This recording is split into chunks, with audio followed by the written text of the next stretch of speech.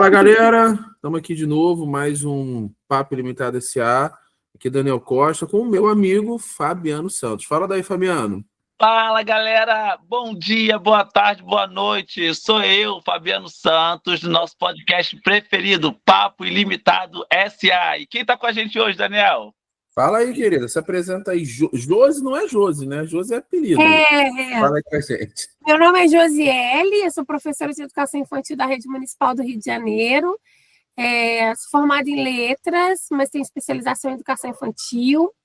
Eu trabalho pela 6ª Coordenadoria de Educação na Rede Municipal do Rio. Estou fazendo mestrado em Educação, Geografia das Infâncias, e eu estou como formadora de professores de Educação Infantil pela Escola de Formação Paulo Freire. Pô, muito legal. Então a gente vai ser um papo sobre educação, sobre tudo que você falou aí, né? E eu queria saber um pouco da sua trajetória. Até vou te perguntar logo, assim, você não parece ser do Rio pelo sotaque, né? Não sou. Vou contar. Como você veio parar aqui nesse lugar? Eu acho que Minas Gerais é melhor, não sei. Nesse caos aqui do Rio de Janeiro, né, gente? Uai. Fala pra gente como você veio parar aqui nessa loucura aqui. Então, vou voltar um pouquinho, então. Eu sou mineira de Governador Valadares. Valadares é no leste de Minas, é quase Bahia, assim. Eu vim para o Rio já tem 25 anos. Eu vim para estudar com a minha irmã já morava aqui no Rio. Eu fiz normal em Minas e queria fazer faculdade. Lá em Valadares, a gente tinha poucas opções de universidade. A minha vontade sempre foi de continuar meus estudos, né? Mas eu vim para o Rio, não foi nem para fazer letras, eu vim para fazer psicologia. Eu queria fazer psicologia, mas aí eu fui fazendo um cursinho preparatório e lá eu conheci uma professora de literatura que eu me apaixonei por literatura, gente. E aí eu comecei a fazer letras por causa dessa professora. E depois de letras, aí eu trabalhei na área, né? Trabalhei aqui no Rio em várias escolas particulares. E em 2008, só que eu tenho a minha primeira matrícula no estado. Eu dei aula no estado. A minha metropolitana era de Caxias. Só que quando eu passo em 2011, 2012 para o Rio, eu exonero a minha matrícula de Caxias e fico só no Rio. Porque eu me apaixonei pela educação infantil. Eu gosto muito dos adolescentes, mas a educação infantil me tomou, que eu falei, eu não consigo fazer outra coisa que não seja educação infantil. Porque trabalhar com adolescentes é desafiador e precisa de um perfil, né, gente? Mas é isso, eu me apaixonei desde 2011, estou com educação infantil e não parei mais. Eu vou só fechar essa parte aqui, eu passo o Fabiano. Uhum. Quando eu fiz a formação, você falou exatamente isso, né? Sobre perfil. Até me perguntou. Eu gosto mais de adolescente, mas gosto muito da educação infantil também. Uhum. Eu, no caso, estou tentando a matrícula ainda, mas você parece que não quer voltar para dar aula de português, né? Ou é isso? Ou ainda tem um projeto de voltar a dar aula assim? Então, com a formação de professores, Daniel, eu estou me encontrando muito nesse lugar dessa formadora de professores, que eu estava adormecido. Porque trabalhar com... o que eu me lembro que eu gostava muito de trabalhar com a língua portuguesa? Trabalhar com a EJA. Eu tive várias turmas de EJA e foi uma grande paixão. E eu acho que a EJA é muito parecida com a educação infantil no que se refere a falta de política pública, a descontinuidade de projetos, um olhar mais sensível para a EJA e para a educação infantil, é como se eu fosse um apêndice. Eu acho que a educação básica ela fica muito focada no fundamental, no médio, e deixa a EJA e a educação infantil como aquele apêndice. Deixa aí, a gente vai fazendo. Se der, a gente faz alguma coisa por eles. Mas se eu voltar para dar aula de educação de língua portuguesa, com certeza seria para a EJA. Esse seria meu amor, assim. Fabiano. José, você falando assim, meus amores na educação, porque assim, acaba que eu sou formado em pedagogia, história, então assim, na educação infantil, na educação básica, eu posso entender todas as etapas, né? Uhum. Quando eu comecei a trabalhar com educação infantil, eu fiquei encantado. Gostei muito, assim, e uma vez falar assim, na educação infantil a gente vê a educação de fato, a gente vê as crianças aprendendo. Uhum. Então, assim, isso é muito legal. É muito legal mesmo. E aí, sim, e meus amores, acho que é a alfabetização, que eu sou apaixonado por alfabetização, e também o EJA, a EJA. A EJA. Nossa, eu acho a EJA muito máximo mesmo, assim. Agora, como você acha que as suas formações, a sua vivência, as suas experiências te auxilia na formação de professores? Fabiano, boa pergunta. No começo foi um grande desafio, continua sendo, porque, assim, às vezes a gente quer... eu entendo que a gente faz parte de uma política pública, né? Mas a gente está vivendo tempos muito difíceis com professores muito adoecidos, Fabiano. Eu percebo que a docência está muito adoecida. A gente precisa de um olhar mais sensível para os professores, sabe? E a formação de professores me despertou, Fabiano, uma coisa que, quando você está no chão da escola com seus pares, você fica muito naquele seu mundinho da sua turma, né? A preocupação que você tem com a sua turma, com os responsáveis da sua turma. E quando a formação de professores, ela me deu um 360 para ver como esses professores estão na rede. Embora eu seja apaixonado pelas infâncias e percebo que os professores que vão para a formação, eles amam o que fazem, só que eles estão muito cansados. Eu percebo na fala deles, eles já chegam, tá nítido assim, né? Como o professor está cansado. Muitas demandas, muitos deveres, poucos direitos. Eu acho que a gente precisa repensar essa política pública de olhar para o professor. Eu acho até que de um cuidado, até de uma equipe multidisciplinar. A gente fala muito de protagonismo infantil, né, Fabiano? Das crianças, dos alunos. Mas quem é que cuida desse professor? Eu percebo muito isso. Esse professor muito adoecido de cuidar, de dar conta das demandas. E quem cuida dele? Eu percebo que tanto a gestão quanto esse formador que chega lá na formação, muito cansado. E a gente precisa ter um olhar sensível para ontem, quando a gente fala de educação. Senão a gente vai colapsar. A gente tem vários professores afastados já, e o maior número de professores de afastamento é por psiquiatria. Isso é um dado muito triste, e é difícil constatar isso. Então, a gente vive hoje uma rede muito doente, adoecida. Eu acho que é a nível de Brasil, não estou falando só do Rio de Janeiro, não, sabe? O Brasil todo, quiçá o mundo de professores desvalorizados. A docência é sempre vista como menor, né? E olha que todas as profissões a gente precisa de um professor. Isso que me deixa muito triste, assim. Também. Quer que eu vá aqui? Não, pode ir. Aí, Josi, um dos motivos que eu também quis entrevistar você, achei legal a sua formação lá. A gente está começando esse projeto aqui e tal. Tá no começo, a gente vai crescer se Deus quiser. Vai sim. Mas assim, eu vou ser muito sincero. Às vezes, não é que eu não gosto da formação, eu gosto da sua, mas antes eu achava chato. Não é que eu não queira estar ali, mas, por exemplo, vou chegar na pergunta. Que às vezes a gente ia para a formação, gente, vamos fazer uma dinâmica, fazia uma roda, estourava balão, um monte de coisa, mas e aí, vamos fazer o que na sala de aula depois disso? Mas no seu caso, eu gostei, porque, não estou falando porque eu estou na tua frente, não, porque eu achei prático. E assim, eu lembro que você passou lá o calendário para a gente fazer, na última aqui eu lembro que você falou das palavras que as crianças usam, então aquilo foi prático.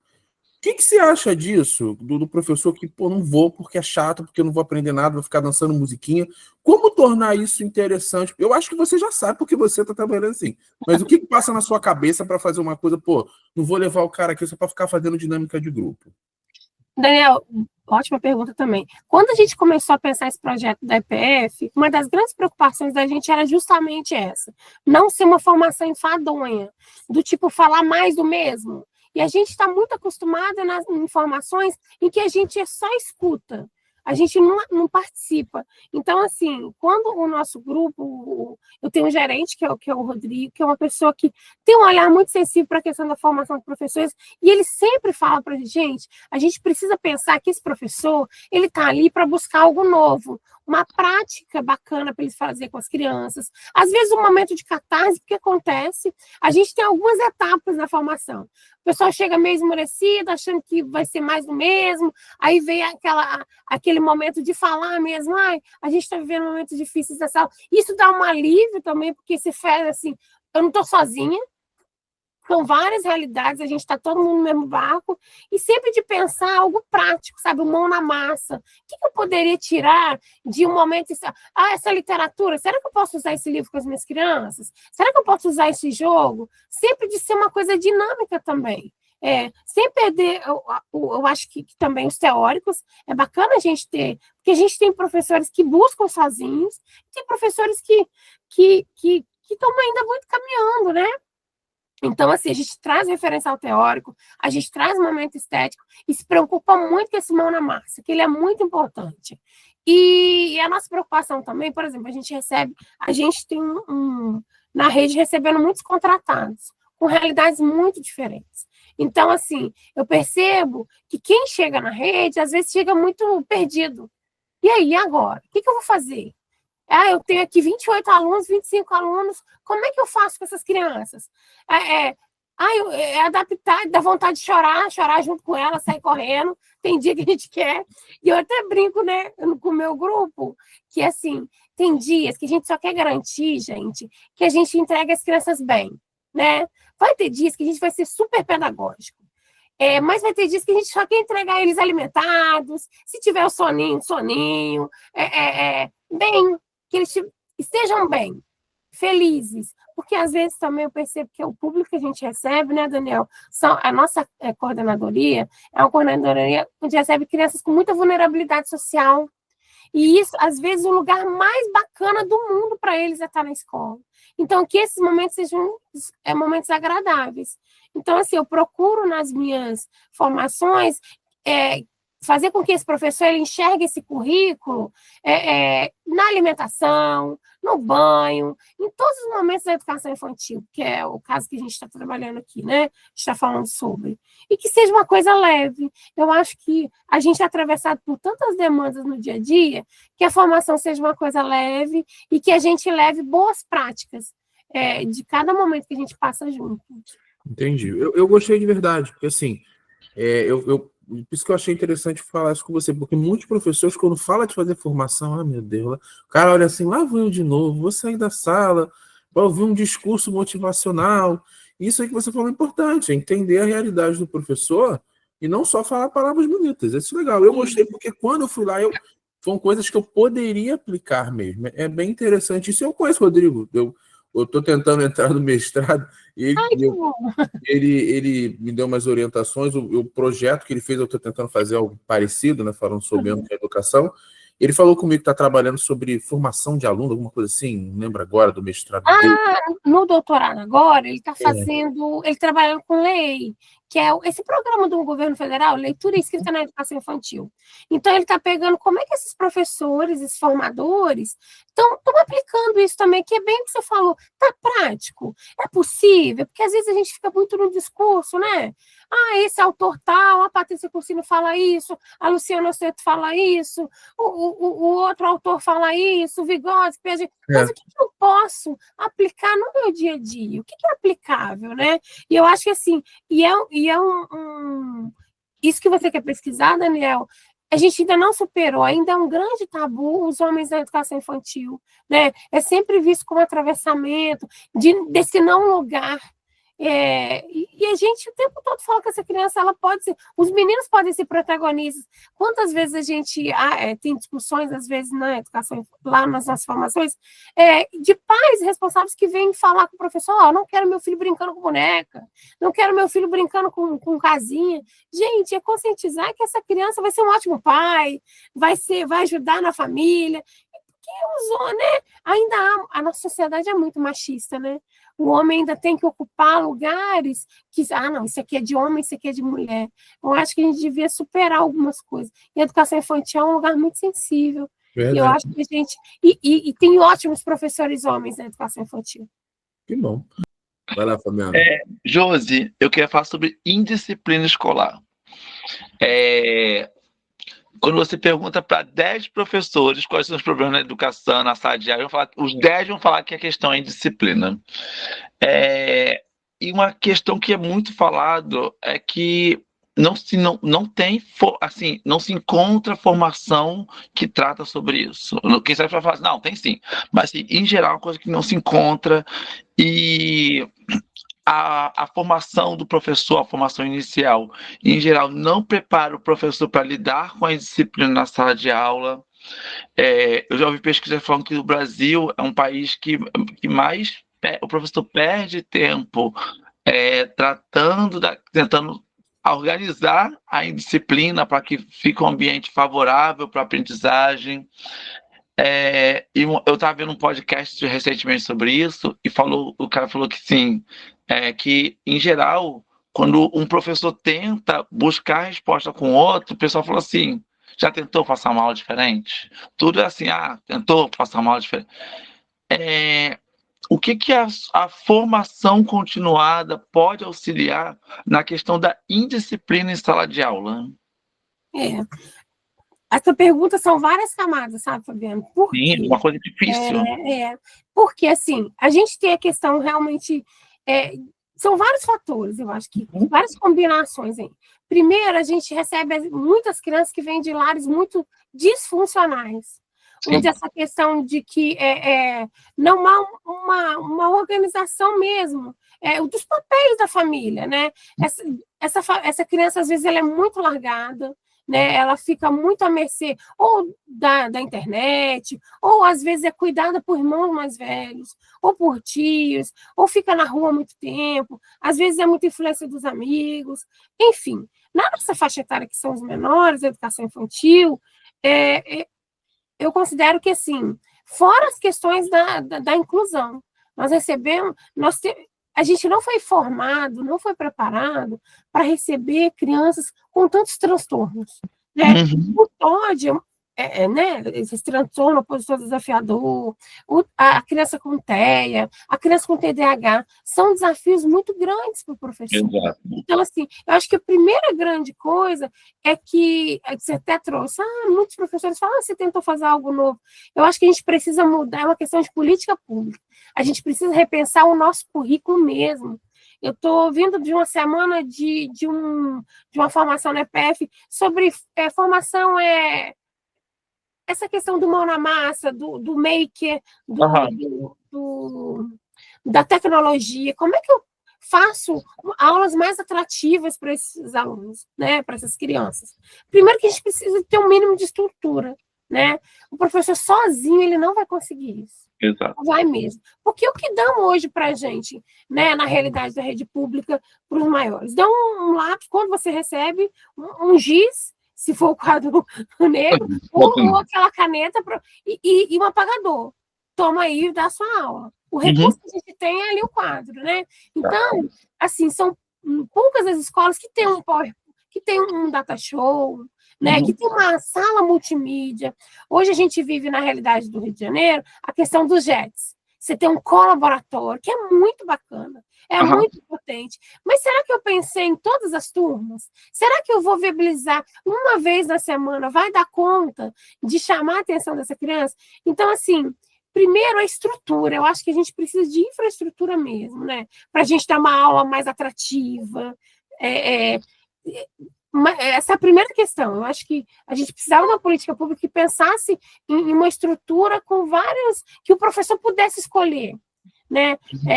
Na educação infantil a gente fala, se tivesse um ateliê, se tivesse uma sala multimídia, isso ia agregar muito para o professor.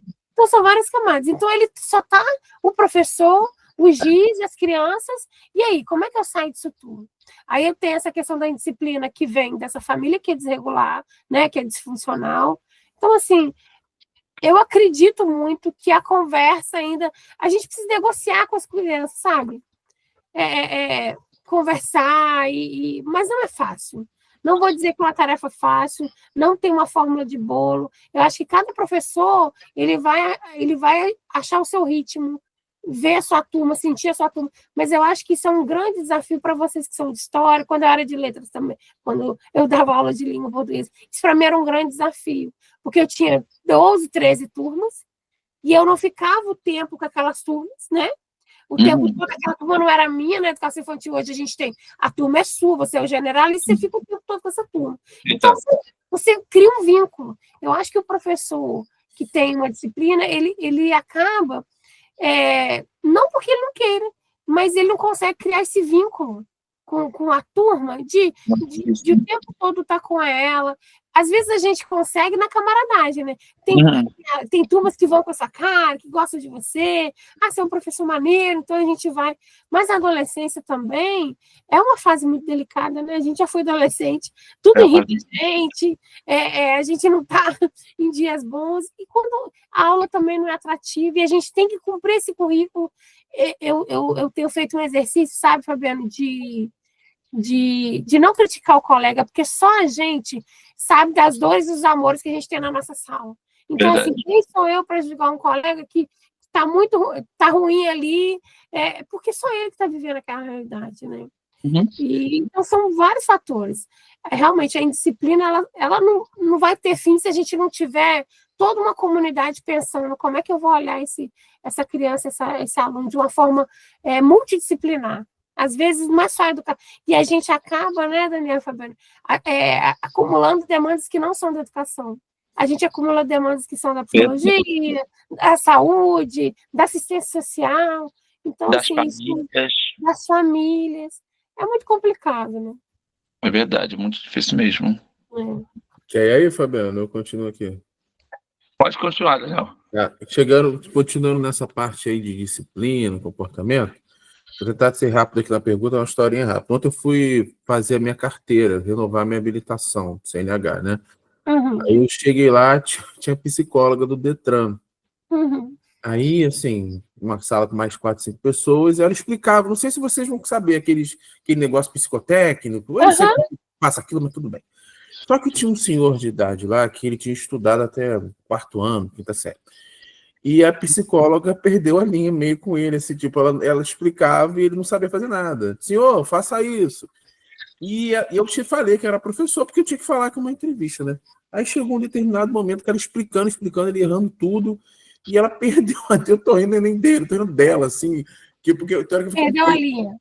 Eu fiquei com pena dele, meu Deus do céu, eu nem quis perguntar mais nada, porque ela vai me dar uns povos, quer dizer, eu fiquei de cabeça baixa, me tinha uma criança na sala de aula.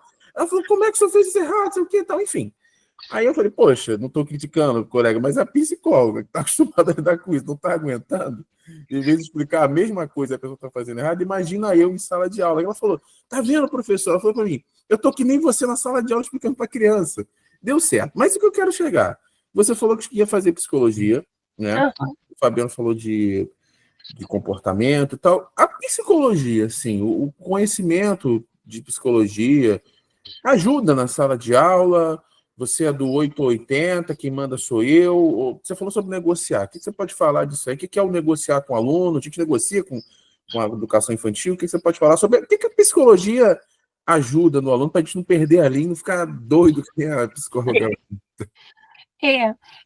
Então, são muitas camadas. Primeiro a gente tem que ver se a gente precisa de rede de apoio, gente, em qualquer lugar. Eu acho que a gente tem que ter rede de apoio na família, a gente precisa dessa família pertinho da gente, porque a gente sozinho não vai conseguir. A gente precisa de apoio da gestão. Essa gestão ela tem que ter um olhar sensível para esse professor, porque às vezes nós somos seres humanos, sem criança que tira a gente mesmo do sério. Nós somos seres humanos. Então, assim, e de pensar, eu sou o adulto dessa relação. Os adolescentes e as crianças, eu não posso me descontrolar, né? Mas é de pensar como é que a gente pode juntos buscar estratégias. Primeiro passo, né? Se a criança estiver muito descompensada, eu abaixo na altura dela, eu tento conversar com ela, né? De forma mais afetiva. A gente tenta faz combinados, pede a ajuda da turma para ver se ajuda. Porque, às vezes, uma criança fala melhor a língua da outra criança.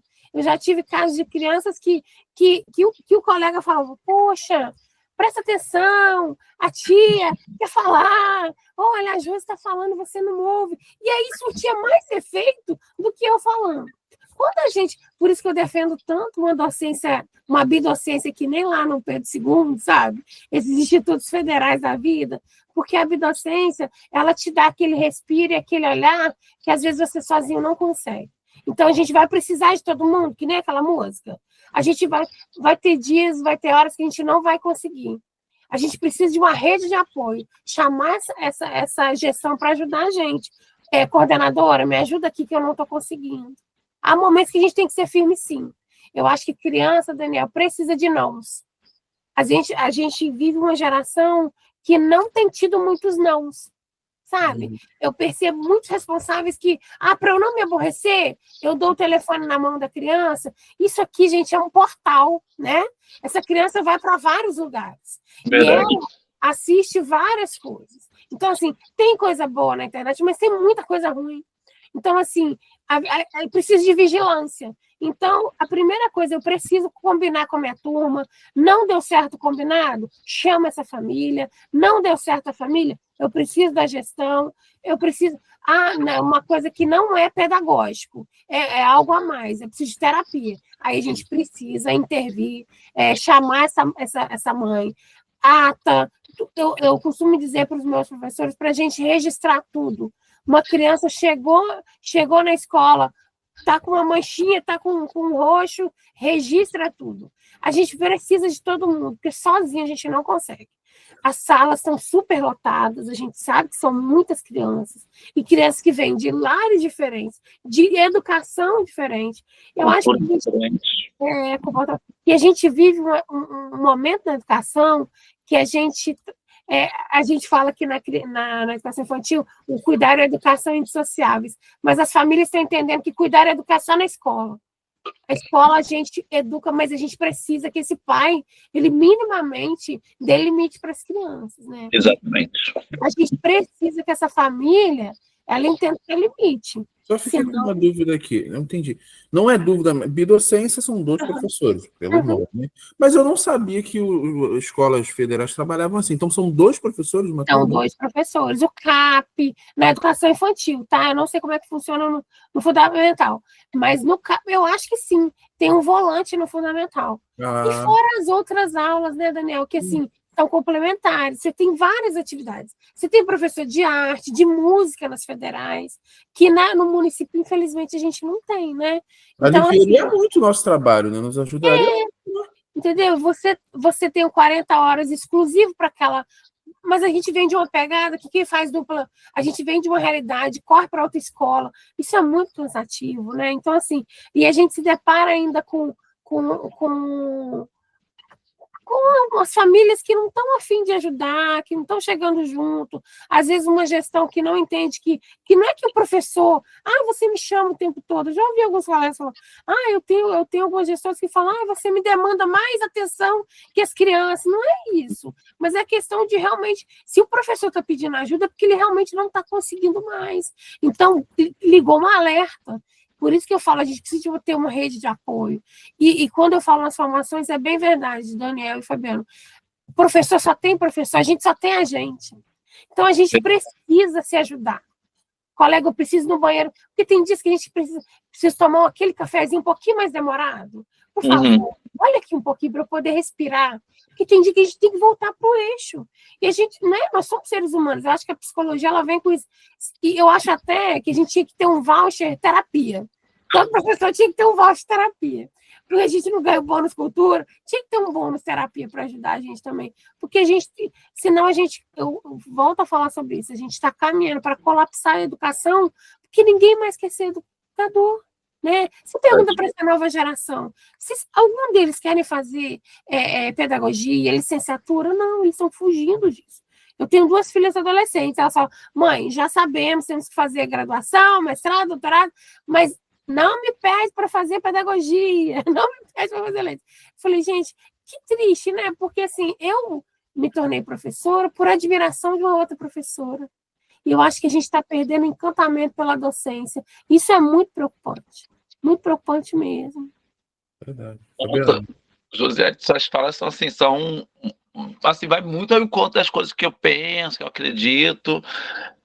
José, você falou que a educação infantil é muito sensível, e verdadeiramente eu, na minha passagem pela educação infantil, tanto como agente de educação especial, que eu atuei boa parte quando eu estava com a educação especial na educação infantil, e também quando eu fui docente de educação infantil, eu vi que exigia essa questão de a pessoa ser sensível com o seu aluno, com a criança. E hoje eu acredito que eu sou um profissional melhor, que escuto melhor a pessoa, que tentei levar essa sensibilidade da educação infantil para a etapa que eu estudo, que eu trabalho agora, que é com o Fundamental 2. Então, assim, eu vejo que a educação infantil é algo muito bom. Mas eu fico pensando assim, é bom e importante para a formação da pessoa e também para o profissional. Agora, por que, no seu ponto de vista, a educação infantil sempre fica como o primo pobre da educação básica? É aquele que é esquecido, que são os que têm menos recursos, que acredita-se que não precisa ser professores altamente qualificados. Recentemente, um prefeito de uma cidade até falou assim, vou até lembrar aqui, falou assim, não precisa de doutores e mestres na educação infantil, vão tirar todos os doutores e mestres e deixar lá a pessoa que tem formação normal, a pessoa que tem Porque existe essa visão sobre a educação infantil, e a gente sabe que em outros países a educação infantil é muito valorizada por causa da importância dela. Então a gente vai voltar um pouquinho no tempo, Fabiano. Boa pergunta. Porque a educação infantil, ela é muito recente na história da Secretaria Municipal de Educação. Verdade. Ela nasce da assistência social, né, do desenvolvimento social. Então, a gente vem de um movimento de educação infantil das creches comunitárias. As mães iam trabalhar e as crianças ficavam lá. Então, muito nessa visão do cuidado, assistencialismo. A gente ainda tem, infelizmente, muita gente que acha que a creche é um lugar para depósito de crianças. Infelizmente, a gente tem isso, né? Mas, então, na história da educação básica, a gente teve a Constituição Federal em 88, a primeira lei que institui a educação infantil é 96. Então, você pensa assim, poxa, em 1996, para o resto da educação, então, assim, a criança, ela sempre foi feita, durante muito tempo, teve essa educação familiar, a criança só ia para a escola, você vai estudar de verdade quando você for para o primeiro ano, que era a classe de alfabetização, era o antigo CA, vocês devem ter feito CA, né? Então, a gente fez o CA. Então, na história da educação brasileira, a educação infantil, ela tem essa visão muito assistencialista. Agora que a gente tem mais estudiosos sobre, hoje a gente tem vários doutores, tanto é que hoje, na academia, o que mais produz, a gente tem muitas produções falando sobre a educação infantil. Mas ainda a gente é olhado de forma inferiorizada, porque a gente não gera dados. Infelizmente, na educação, a gente não tem um IDEB, a gente não tem um SAEB, que a gente gera essa quantidade, esse quantitativo. Quantos por cento está alfabetizado? Quantos por cento chegou em matemática e no conhecimento tal? Na educação infantil, a gente trabalha com uma avaliação qualitativa e não quantitativa. Então, isso também é o primeiro baque. A educação infantil, a avaliação dela é feita por relatórios. Eu tenho que fazer um relatório daquela criança, da evolução e desenvolvimento dessa criança. Como é que ela está se desenvolvendo? E, assim, se a gente desse mais importância para o pilar, porque quando a gente vai construir uma casa, eu sempre uso essa analogia. A educação infantil é o alicerce dessa casa. Para que essas paredes sejam firmes no fundamental, eu preciso fazer um alicerce na educação infantil. Porque, às vezes, eu percebo assim, uma vontade de essas crianças têm que escrever 4, 5 anos. Não que elas não possam, porque elas podem sim. As crianças são muito potentes. Mas, às vezes, uma criança chega no primeiro ano, não sabe amarrar um cadarço, não sabe ir ao banheiro e levantar o shortinho, vem pelo corredor, peladinho. Quem é que já não... Porque a criança não tem autonomia. Eu acho que assim, a educação infantil é um lugar para várias experiências, várias vivências, e essa construção de autonomia e identidade, sabe? E é óbvio que nesse processo ela vai aprender a ler, ela vai aprender a escrever. Tudo depende de como esse professor está conduzindo isso. Mas eu acho que o mais importante é essa autonomia e a função social da escrita que essa criança tem na educação infantil. Então, a educação infantil, durante muito tempo, ela foi vista como menor, como aquele lugar de depósito. Deixa ali para a mãe trabalhar, deixa ali para eu ter um pouco de paz para arrumar minha casa, né? E aí, tanto é que a obrigatoriedade de estar matriculado é 4, 5 anos. A creche ainda é vista muito como, se der recursos, chega lá, né? E hoje a gente tem visto que o MEC está se preocupando. Hoje a gente tem mais investimentos na educação infantil, mas é um grande processo, a gente ainda tem muito que caminhar, sabe, Fabiano? Então, respondendo a sua pergunta, a educação infantil, durante muito tempo, foi vista como menor porque ela não gera dados. Infelizmente, a educação ela precisa gerar dados. Quantos por cento de criança foi alfabetizada? Quantos por cento de criança se letrou matematicamente? Alcançou os resultados, né? E essa é uma marca mundial, né? A gente tem essas verbas aí federais que a gente recebe para poder fazer com que o Brasil ele tem que sair o índice de analfabetismo no mundo, né? O Brasil tem avançado, mas como ele tem avançado, né? Isso tudo é política pública. A gente precisa de mais investimento, sim, e olhar a educação infantil com mais seriedade. Eu acho que a gente está caminhando. Não é perfeito, mas a gente está caminhando. Sim. Eu não fiz educação infantil. Você fez, Fabiano? Eu fiz. A minha educação infantil foi assim: foi o CA, que não é nem uma escola, é tipo assim, era a tia Terezinha. Tia Terezinha, que é tipo assim, a pessoa que pegava as crianças daqui da comunidade e dizia que ia ensinar ela fazer o papel do CA mesmo, classe de alfabetização. Aí Por que eu tô falando isso? Nós já temos que saber alguma coisa da leitura, da escrita, para começar o que era a primeira série. Por que eu tô falando isso? Eu fiz no CA também, né? Ela falou que é uma coisa recente, é verdade, né? Não tinha uma obrigação de entrar com 4 anos e tal. Aí eu lembro até hoje, eu fui para a escola, numa escola de São João de Meriti, eu chorava demais, a professora falava que eu era patinho chorão, e tem uma história aqui em casa que eu era patinho chorão quando eu ia para a escola. Mas, enfim, eu de verdade, eu acho que fez diferença na minha vida. Parece brincadeira, mas não é.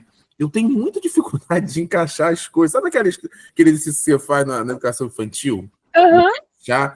Minha esposa, às vezes, ela queria, ela fala para mim, bota isso aqui em tal lugar.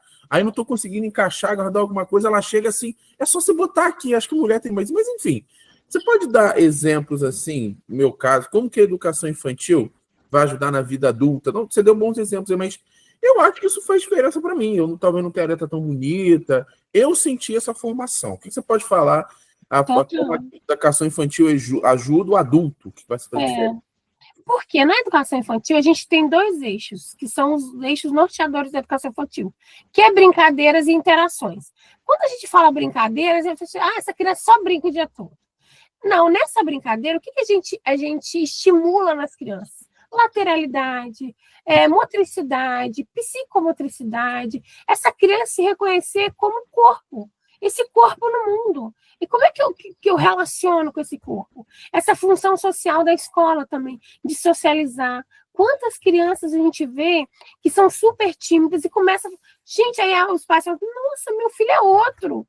Ele está falante agora, está conversando, está interagindo, está mais espertinho, porque na educação infantil a gente trabalha esses conceitos, né? Essa autonomia da criança gera nela essas questões da lateralidade, a motricidade, é o que a gente fala, a coordenação motora fina, grossa, é porque essa criança, ela estimula. Esse brincar, essas interações, eles são o nosso conteúdo, em muitas aspas, tá?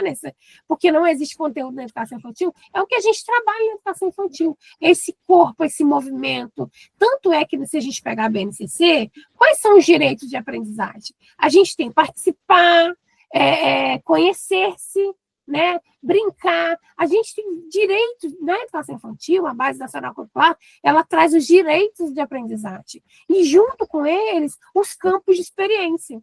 A gente precisa garantir para essas crianças da educação infantil todos esses campos de experiência, que é a imaginação, porque, infelizmente, a gente ainda tem um modelo de escola no fundamental muito arcaico. A gente ainda chega em escolas que é uma atrás do outro, essa criança só vê a nuca do amigo. Exato. Né? E a gente precisa fazer uma escola diferente. Gente, anos esse modelo não deu certo. O que está acontecendo? Então, nessa formação mesmo que a gente teve, essa semana na Paulo Freire, a gente falou muito dessa questão do grupo se ver. Minha sala é pequena, que a gente enfrenta isso. Salas pequenas, superlotadas.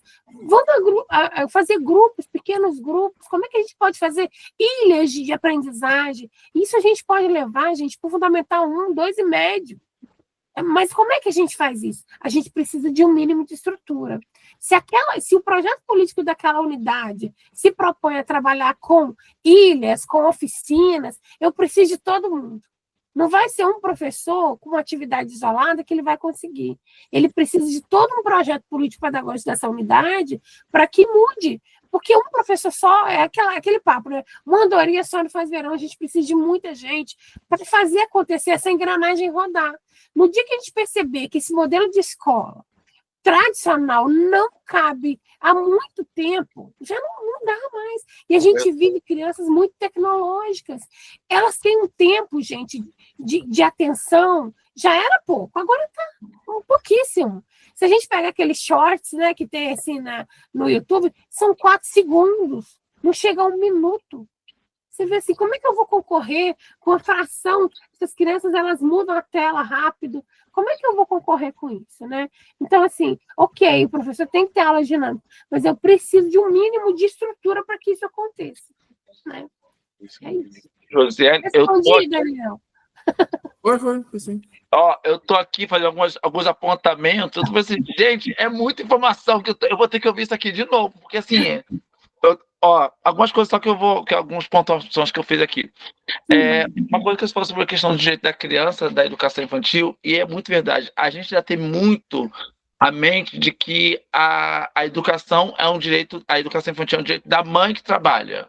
Não, a educação infantil é um direito da criança. Às vezes eu já trabalhei em lugar que o pessoal fala assim: a mãe deixa o filho aqui e fica ali no bar bebendo, mas é o direito da criança, não é a mãe. Se a mãe vai trabalhar, se não vai, a criança tem que estar naquele espaço. Aquele espaço pertence à criança e não à mãe. Isso. Aí você falou também uma coisa que é dessa avaliação por relatório. Isso é uma coisa que, quando eu cheguei na educação infantil, eu achei estranho. Como assim, gente, avaliar por relatório? Sendo que, aí depois eu fui trabalhar em um município que a avaliação por relatório se dá até o 3º ano. Tanto que uma avaliação holística, eu não me centrar na nota da criança, no número, mas eu quero ver a criança, eu quero ver o todo. Quando eu vi isso, eu falei, cara, é isso. Isso é uma coisa que é trazido da educação infantil. Sim. E aí também, outra coisa que você falou também, é uma coisa que a gente tem que trabalhar muito na educação, a autonomia, porque às vezes a gente quer alunos que sejam sim senhor, não sei, porque às vezes eles constroem, eu falei da questão da disciplina, mas às vezes eles querem também alunos mudos, que não falem nada, só eu falo, não sei o quê. Eu preciso de aluno que dialogue, que fale, que exponha suas opiniões, suas impressões sobre aquilo. Então, assim, e na educação infantil eu vejo isso muito, de você dar autonomia para a criança, por exemplo, na questão do banho. Quando eu falo assim, dá o banho na criança, eu penso assim, fazer uma filinha e eu lá, dando um banho em cada um. Próximo. Não, é tipo assim, vamos lá, pessoal, todo mundo tomando banho, passando sabonete aqui. Então, assim, você tá ensinando a criança e a criança vai. Tem uma hora que a criança tá fazendo sozinha. Então, assim, você tá ensinando autonomia. Isso são coisas muito legais da educação infantil que eu acho que tem que chegar no fundamental, porque eu acho que o fundamental verdadeiramente é muito tradicional. Quer ver uma coisa, Fabiano? Essa questão, desculpa te cortar. A gente fala tanto que a gente quer que crianças que quando chegam lá no fundamental façam redações criativas, né? Que resolva aquele cálculo de forma mais dinâmica. Como é que eu resolvo aquele problema? Abstração. Se eu podo essa criança, né? Na educação infantil, ela fala, tem a rodinha onde ela se comunica, aí chega no 1º ano, a primeira coisa que a gente faz é dar tchau pro parquinho. Essa criança, ela não pode mais brincar. Eu fico passada, eu falei, gente, como é que é isso, né? Uma criança que chega e não pode mais brincar, dar tchau pro parquinho. São todas crianças. A educação, ela precisa ser mais lúdica. Eu preciso dessa interação. Senão não acontece, né? Agora, eu só fiz comentário, mas assim, de alguns dos meus apontamentos aqui, mas agora vou falar sobre a pergunta. Jus, você falou que seu mestrado fala sobre geografias da infância. Eu adoro essa coisa. Quando fala de geografia da infância, sobre o que é? Porque, assim, geografia para essa questão da espacialidade, do espaço. E, assim, você vai estudar a criança no espaço, como que funciona isso? Obrigada por ter falado sobre esse assunto. Estou tão envolvida com a pesquisa que que é bom quando eu tenho oportunidade de falar. Eu tenho vergonha de perguntar coisas para meus mestrados. Quando você me fala assim, eu falo assim, meu Deus, me explica tudo sobre isso. Que, assim, eu sou eu acho muito bacana, assim, eu também fui muito ajudada, sabe?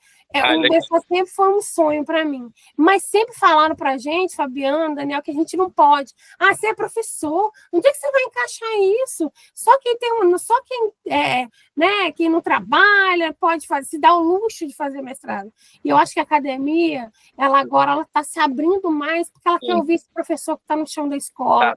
Então, tenho visto muito mestrados profissionais, de práticas para trazer mesmo para a academia, porque a gente sai dessa teoria e o que na prática, como é que essa teoria se aplica? Enfim, aí depois eu posso dar várias dicas para vocês, a gente pode falar no off sobre isso depois. Agora, a geografia das infâncias, ela nasce de uma grande paixão. Eu não sou geógrafa, mas eu conheci pela educação infantil um professor, Jader Jane. Ele é da Universidade Federal Fluminense, lá da UF de Niterói, e ele é geógrafo. E aí, e ele estuda vigótica há muito tempo. Num determinado tempo da pesquisa dele, ele começa a observar que as crianças elas têm um contato com o espaço, uma relação com o espaço que elas vivem, principalmente na educação infantil, de muita amorosidade. Então, ele começa a perceber que as infâncias têm uma relação com o espaço diferente dos adultos. Elas criam conexões. Então, o professor Jader Jane, ele traz algumas palavras assim, novas para o nosso vocabulário, de pensar uma espacialização da vida de forma afetuosa, aquela coisa da experiência. Para a criança, esses rituais de fazer uma comidinha, de usar o simbólico, o imaginário, isso é muito importante para ela. E ela faz sinapses, conexões com essa espacialização da vida. Então, o professor Jader Jane traz a geografia para a infância, porque ele tem um olhar mais sensível para as crianças.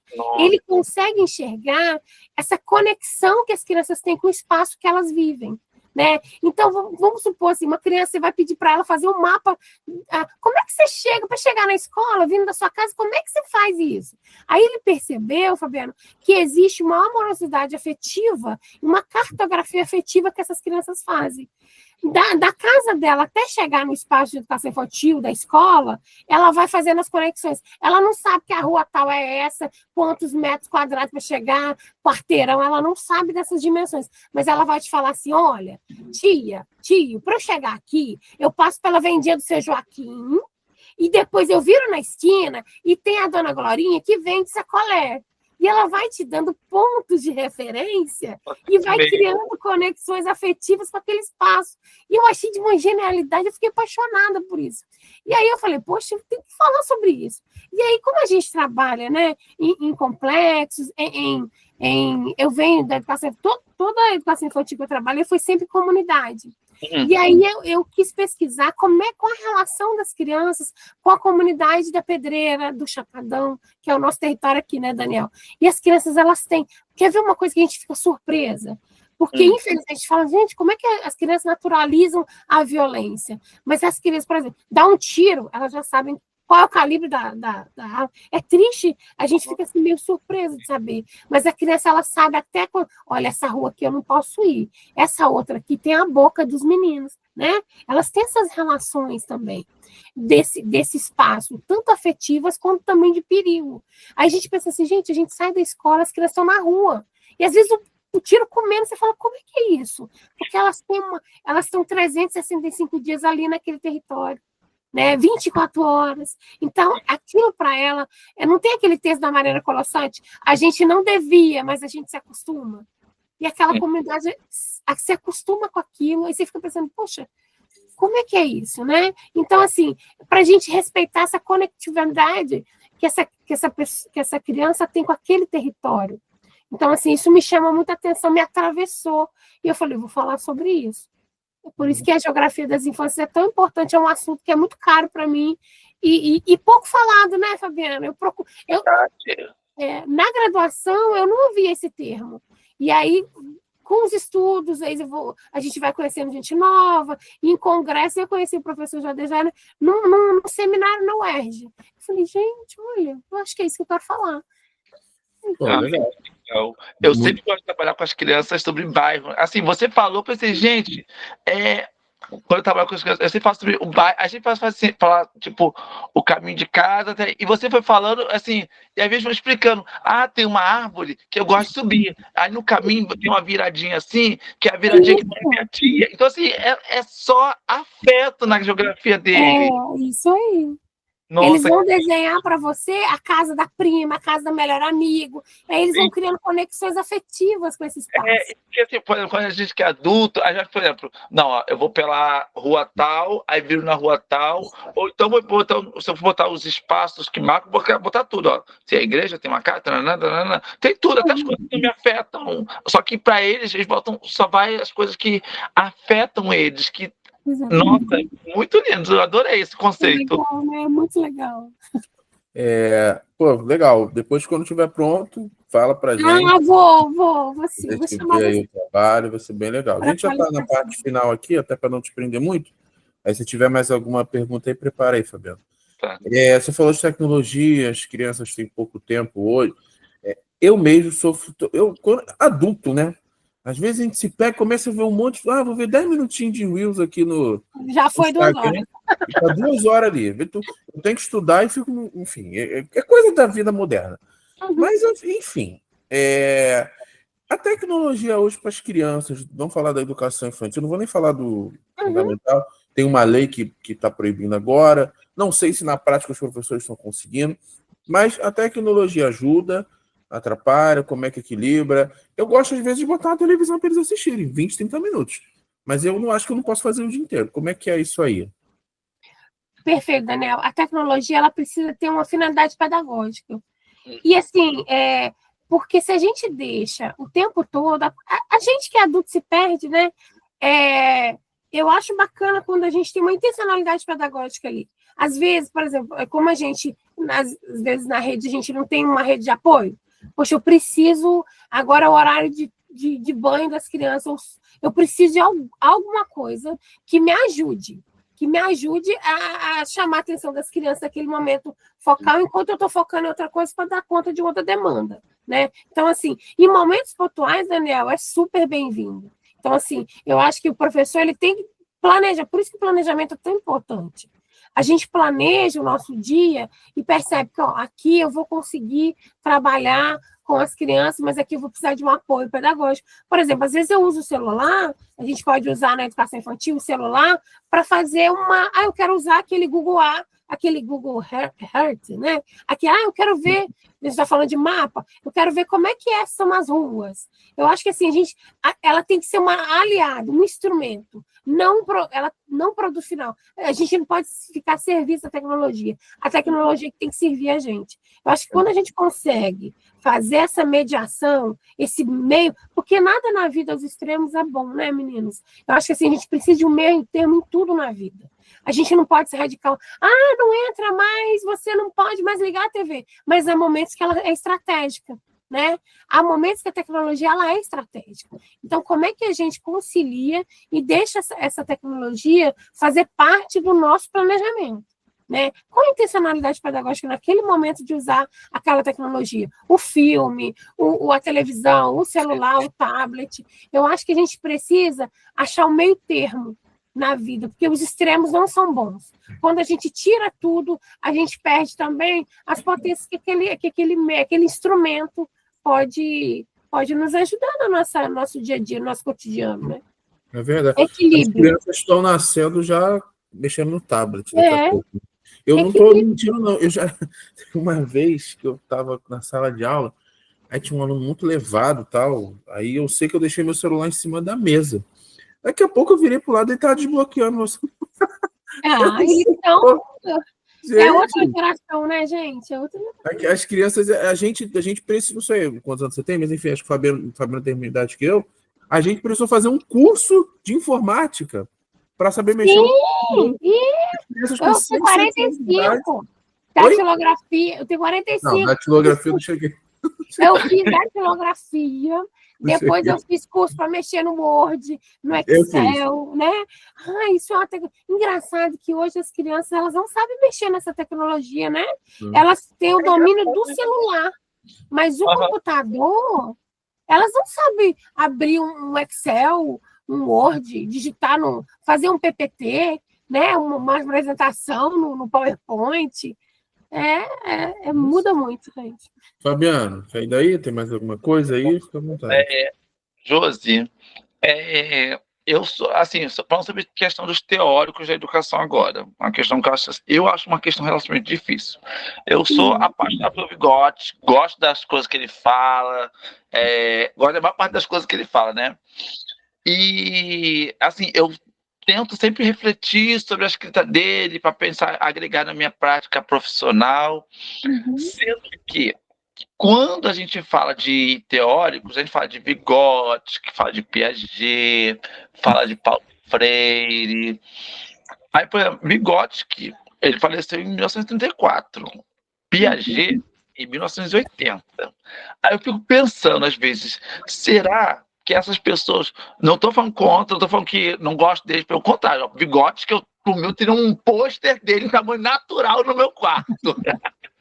Mas eu fico pensando, será que essas pessoas, às vezes, porque assim, em outras áreas do conhecimento, quem sabe já seriam pessoas que estariam com um pensamento com uma fala que estaria desatualizada, e na educação a gente ainda usa pessoas que são muito antigas, que, assim, acho que de mais recente, assim, que é bem falado, que é bastante falado na educação, é o Paulo Freire, que é dos anos 80, se não me engano, mas de restante são pessoas assim, muito antigas, bem da metade do século XX para lá.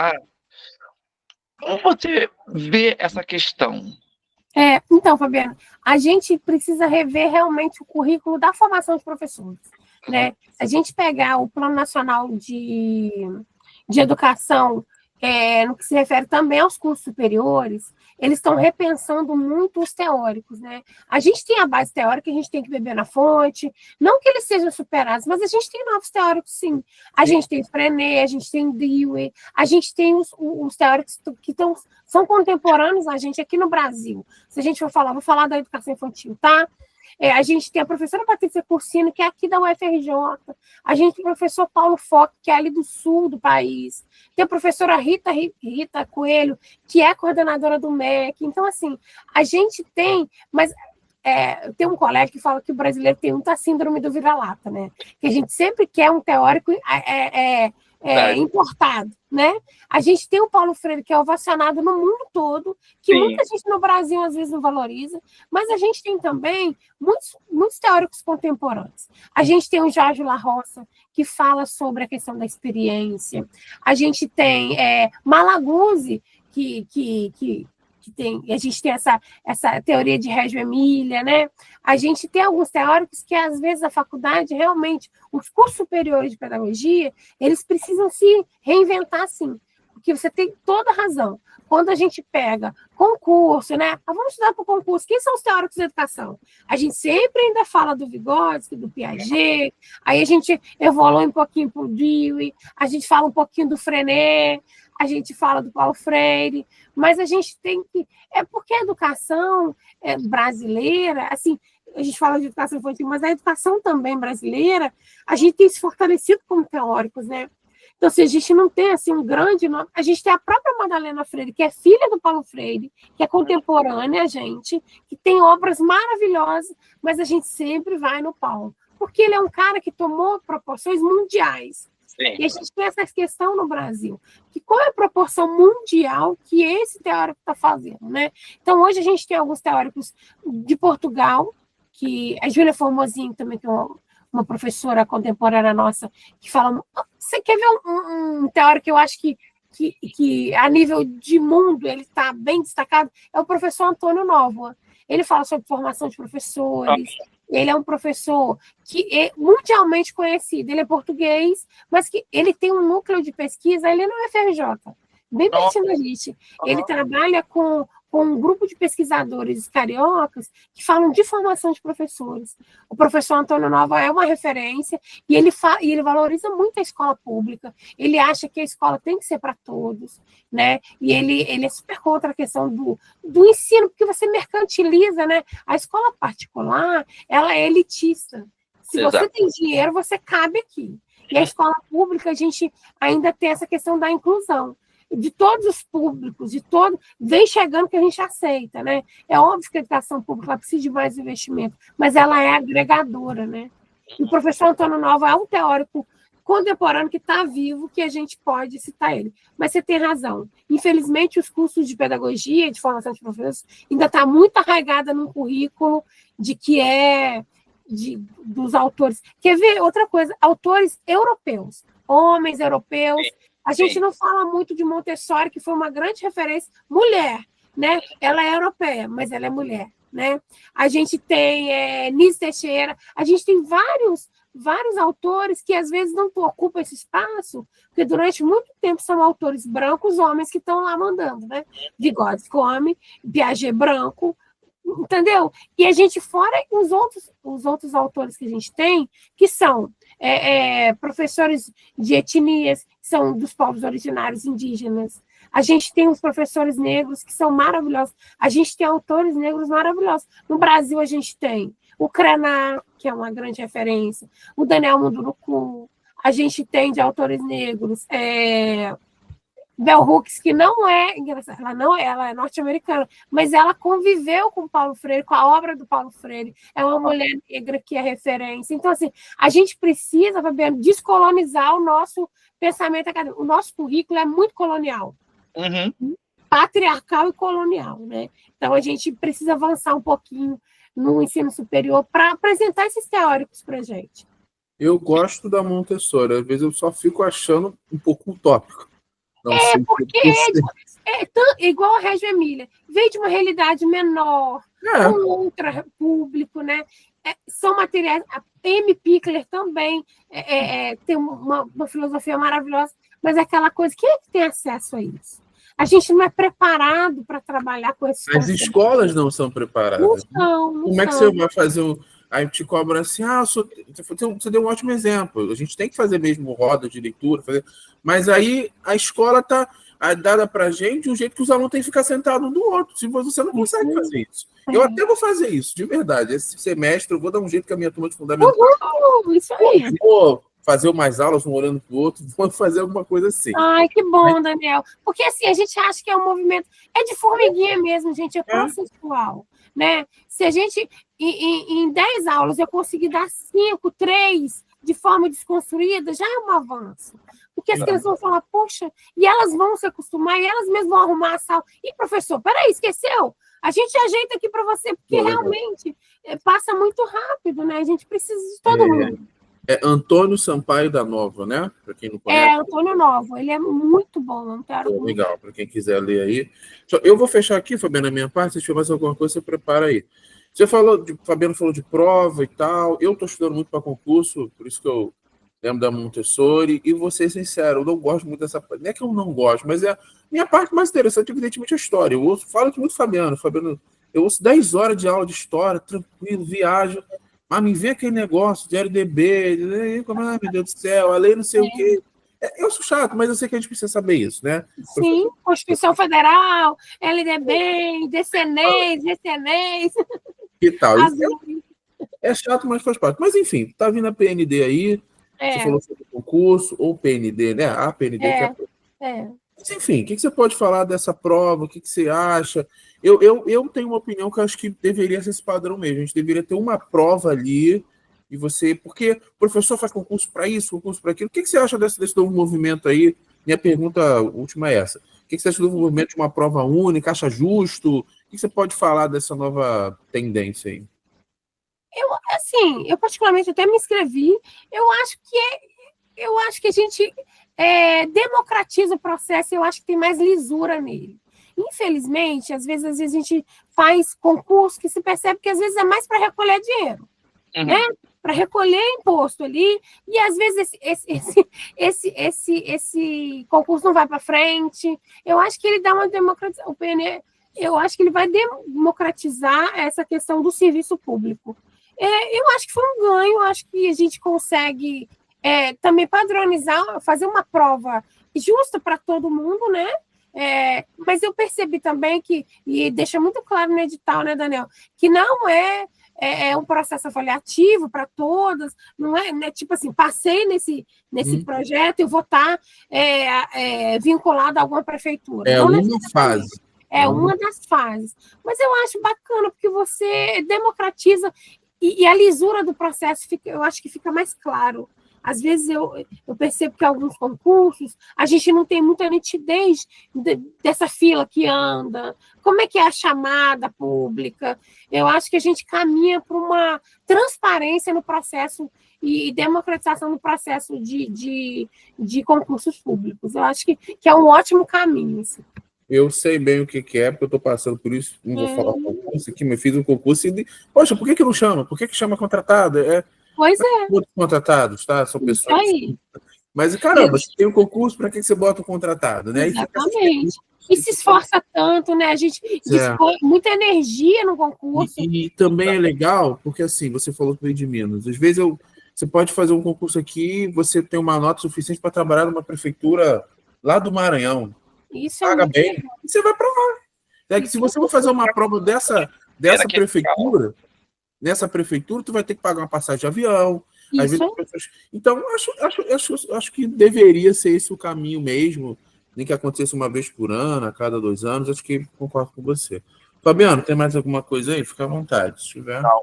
Josi, eu amei as suas falas. Eu tô com várias anotações aqui. Eu acho que vai me render semanas de pesquisa. Vamos trocando. Pode passar meu contato para ele, Daniel. Tá sim. Não, eu gostei muito mesmo. E assim, o Daniel falou assim: ela é muito bom na massa. E pelas suas respostas, dá para ver que você, assim, claro, tá fundamentada nos teóricos, tem uma fundamentação teórica, mas também assim, o teórico tá aqui, mas age assim, pega os conhecimentos teóricos, adapta e usa desse jeito. Eu gostei muito disso, fiquei muito feliz com a conversa.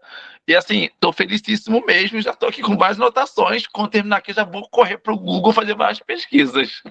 Ai, que bom. Falando por mim, eu gostei demais, assim. Foi bem prático, assim. Foi a entrevista que mais rendeu de tempo, de resposta, porque, de verdade, a gente podia ficar mais tempo aqui, porque conteúdo pedagógico... renderia mais, mas a gente não vai te prender tanto, porque também tem que ficar um negócio muito grande. Quero agradecer pela oportunidade, pelo carinho, pela confiança, né? Porque eu sei que também, por mais que vocês estejam conversando, colocar o nome de vocês. Vou trazer uma pessoa que eu confio no que ela vai falar. Eu fico muito agradecida, lisonjeada, e fiquem à vontade para me chamar, meio bate-papo também.